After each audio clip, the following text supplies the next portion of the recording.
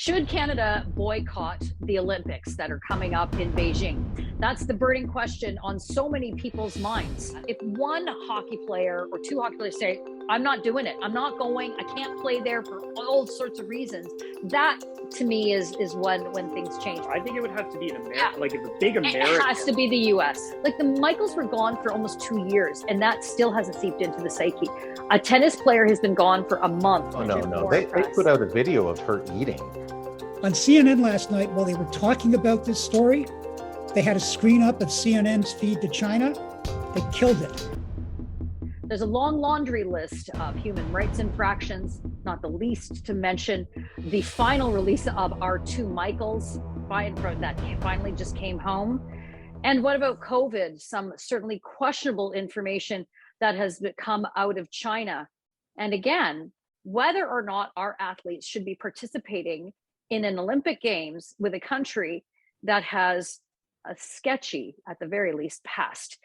We have brought together the Sun jury, Lori Goldstein, Danette Wilford, Mark Daniel, and Brian Lilly to weigh in on whether or not Canada should boycott the Games. Brian Lilly, let me start with you. We certainly know that our current Prime Minister, Justin Trudeau, has a friendly enough relationship with the Chinese Communist Party. Is boycotting the Olympics even something that the federal government would even deign to entertain?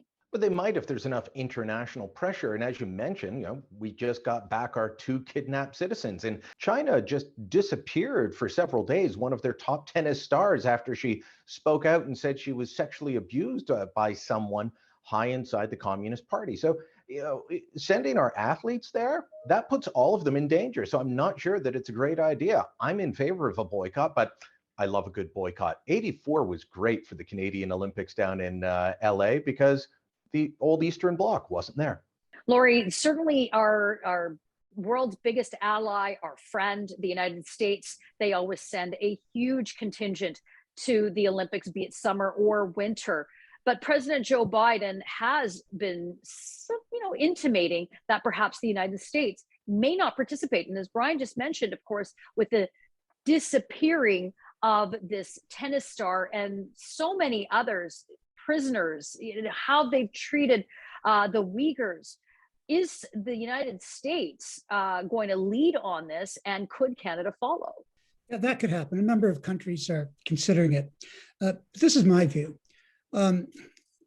China today, and I very seldom make this comparison, but China today to me is acting like the early stages of the Nazis. They're committing a genocide of Uyghur Muslims. They're threatening Taiwan. They've threatened our citizens.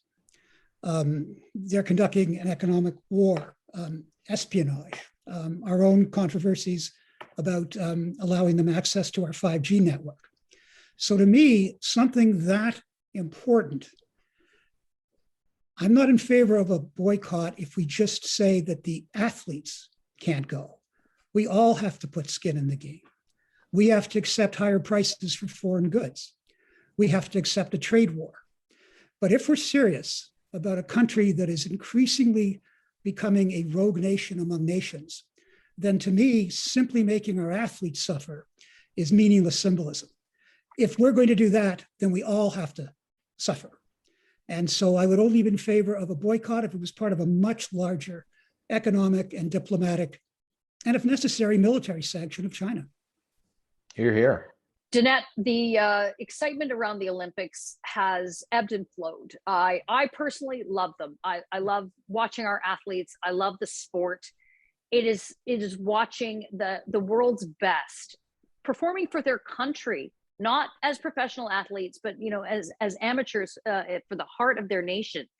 It is certainly a conversation that is happening on social media right now. It's something you've followed and looked at. Our athletes have been training for years. From their perspective, what are you seeing? What are you hearing out there in the world of social media, where so many decisions these days, frankly, are decided? What are people saying out there about whether or not the Canada should boycott the Olympics?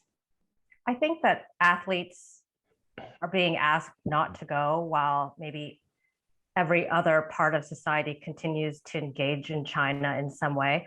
I don't know if that's necessarily fair to ask them to be the only ones kind of carrying that message.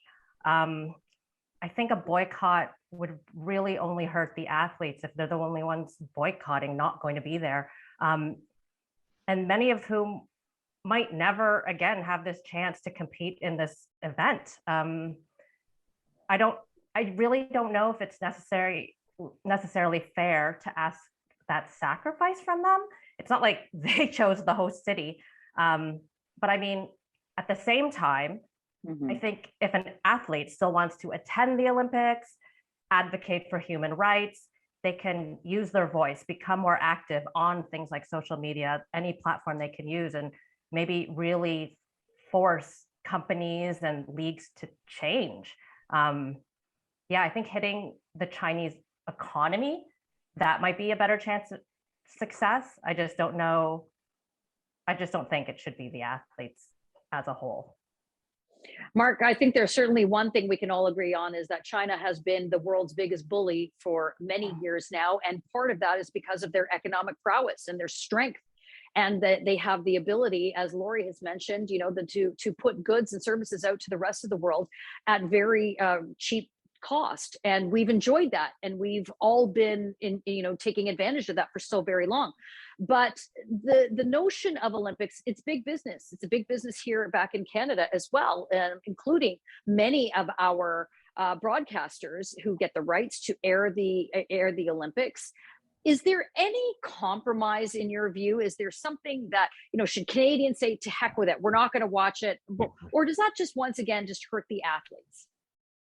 I don't know that we're a big enough party of country for boycotting in terms of turning it off and not watching it.